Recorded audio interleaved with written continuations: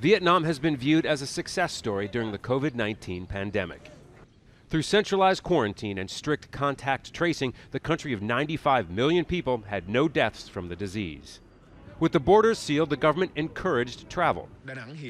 But things took a turn for the worse last weekend when the central city of Da Nang was hit by an outbreak, the first cases of local transmission in months. The city was locked down and domestic tourists were sent home just before the airport was shut for 2 weeks. And now there are cases linked to Da Nang and Vietnam's two largest cities, Hanoi and Ho Chi Minh City, and even in the Central Highlands. The Prime Minister has called on all regions to be on alert. All provinces are under a high risk. All provinces should raise their alert level.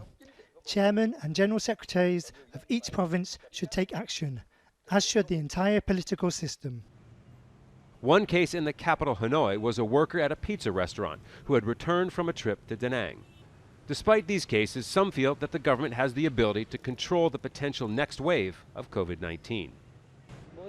Our Ministry of Health has gained much more experience in combating the virus in its first wave.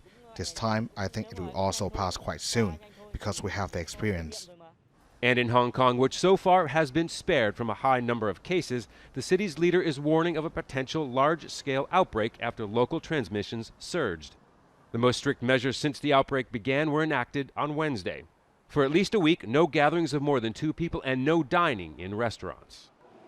Thailand has also been viewed as a success story with no locally transmitted cases in more than 60 days. Thai officials are no doubt looking nervously at their neighbors after these recent spikes in cases of COVID-19. That's because the government here has also encouraged domestic travel and tourism to help the ailing economy. Scott Heidler, Al Jazeera, Bangkok.